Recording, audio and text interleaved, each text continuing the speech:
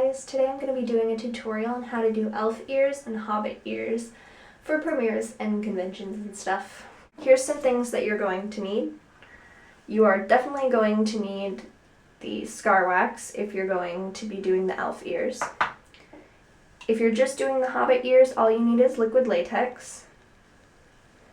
And regardless to which ears you're doing, you're going to need some sort of base to put over it to blend it into your ear.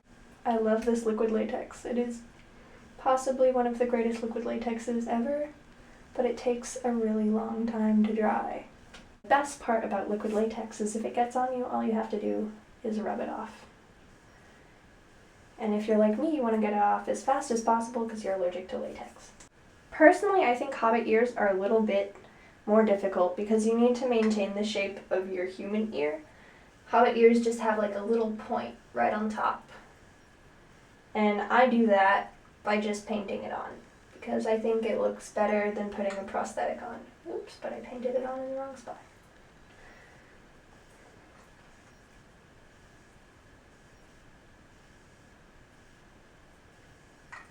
So now that the base coat's on, we've just got to wait for it to dry so that we can put more layers on. Now, while we're waiting for that elf ear to dry, I will continue working on the hobbit ear.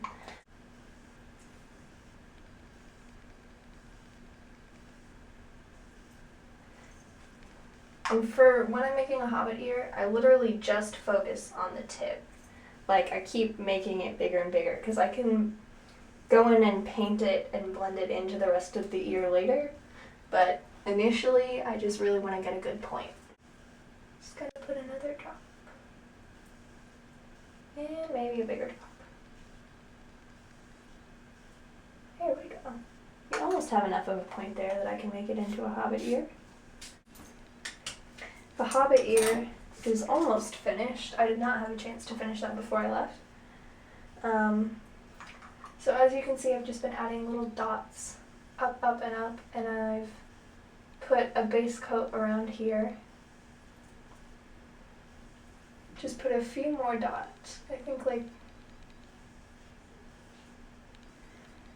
one more dot is probably actually going to be enough. And then what I'm going to do is paint it so that they come together.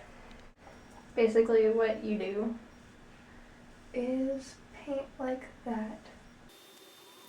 That's why the hobbit ear is both easier and harder than the elf ear, because it's a really subtle tip. Once the hobbit ear finally dries, you essentially treat it the same way you would the elf ear. You just need to put some makeup over it and it'll look really good.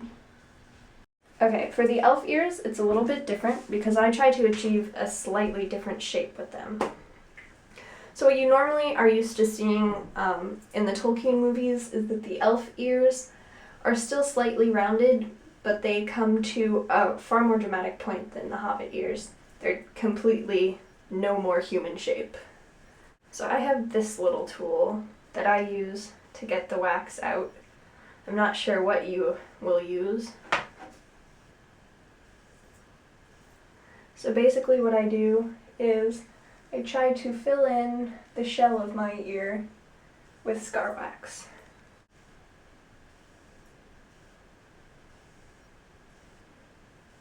So you just want to smooth that out as much as possible to get rid of the shell of your ear. Then comes the fun fabrication part, which is arguably the hardest part of this prosthetic. So you need to get a piece about like this, and this is what you're going to use to build a base. I'll use this so you can see. And you just want to put it right there where you're going to build up the point. So if you want the point to come up out here, then pull it up on your ear, and if you'd rather have a lower point like I do, then you put it down there. And then you want to blend it in with your ear as much as possible.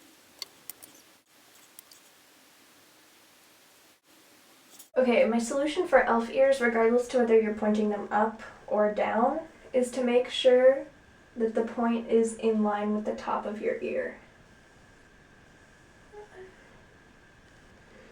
And then obviously you have creative power over whether you want them to turn out more, like that, or whether you want them to go with the natural line of your ear and stay closer against your head. I like mine extra pointy. They are slightly pointier than the ones in the Tolkien movies, but that's okay.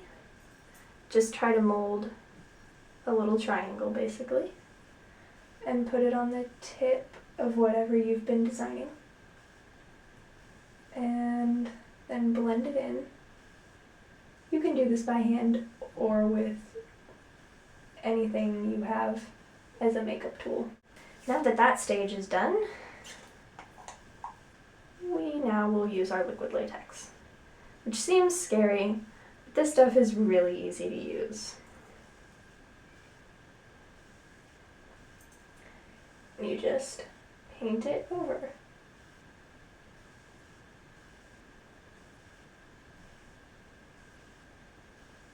Okay, so these ears were done pretty quickly and are definitely not my best work, but if I had taken more time with the wax, you kind of want to make sure that there aren't a lot of big gaps, because then the liquid latex looks bumpy and your ears look faker. Which is something you can fix by putting on more layers of liquid latex, but if you want to get this done quickly, you don't want to have to apply too many layers of liquid latex. Look, the elf ear is drying. It looks really good. Casually hold space heater against ear so that ear will dry in a timely fashion. So this finally dried while I was gone for an hour. It does not take an hour to dry. And since I only put one layer of liquid latex on it, I can kind of mold it still. So if you want to like change the shape just a little bit, just press really lightly with your fingers. This part is important because liquid latex is shiny, so my skin is not. This is my skin tone brush. And you just go in and put your makeup on. So ideally, for this to blend perfectly, you're basically just gonna have to put makeup on your whole ear. And you can either blend it into your face and not put makeup on your face, or be like me and put makeup on your face. I like it because to me it looks better than the prosthetic ones that you can buy to apply. I feel like it's a little bit more seamless. But if you don't want to do that, if you want to go buy them, that's up to you. So that's how I do elf ears and hobbit ears. Hope this helps you make a really good cosplay. Bye guys!